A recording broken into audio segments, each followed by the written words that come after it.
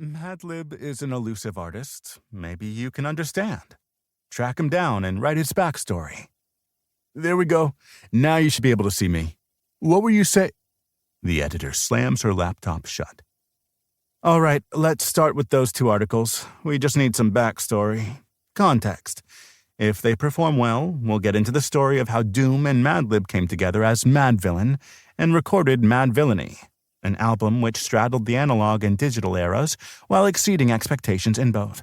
How it leaked onto the internet and spread among a network of global fans, then came out in altered form in 2004 on Stone's Throw Records and changed independent hip-hop and then mainstream music forever. The editor takes a step forward, opens her eyes into the room's harsh fluorescent glow, which now illuminates her unsilhouetted body. Realizes that everyone except Dr. Truthiverse and a random intern scattered back to their desks during her impassioned rant.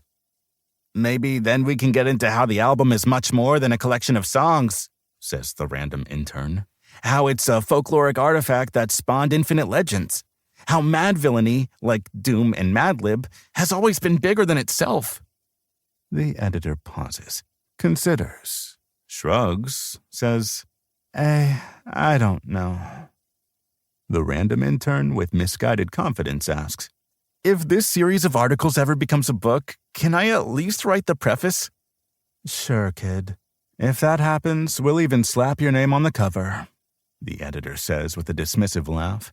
For now, leave the writing to a veteran like Dr. Truthiverse. Sounds good. I'll get right on it, Dr. Truthiverse says, throwing his mug in the trash and moving toward the door. Dr. Truthiverse, wait, the editor says, stepping in front of him, lowering her voice to a whisper. The bosses upstairs are hounding me for an update. You're still coding that program, right? The artificially intelligent journalist? Dr. Truthiverse's neck creaks as he rotates his head slowly from side to side. Preface by Will Hagle. This book, like Madvillainy, is a work of fiction. In homage to Madvillainy, in which Daniel Dumoulin and Otis Jackson Jr. appear under multiple aliases, I write from alternating perspectives of three music journalists who work for a fake publication called The Daily Daily. There are also unillustrated comics about the characters as interludes between chapters. Dr. Truthiverse, The Scene, and Timothy A.I. Verselli had nothing to do with the creation of Madvillainy, and neither did I.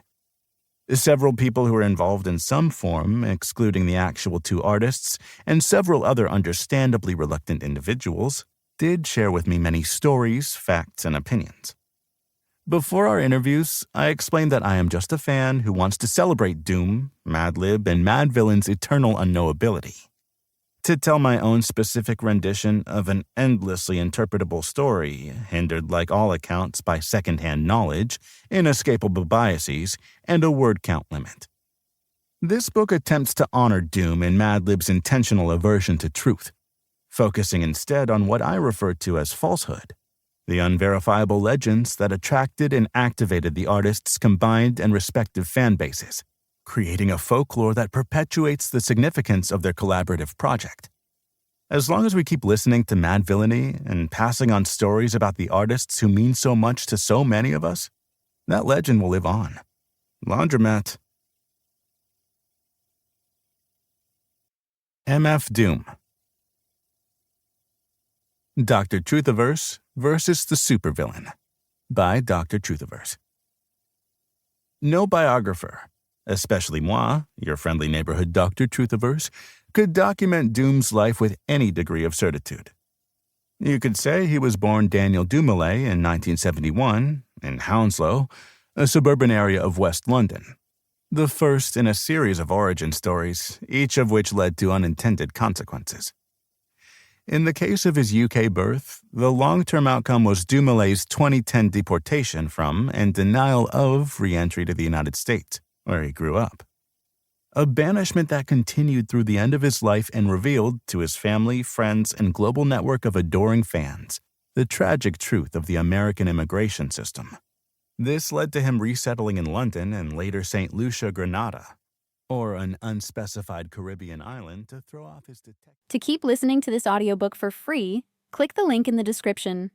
It will take you to a free Audible trial where you can listen to this and many other books for free for 30 days.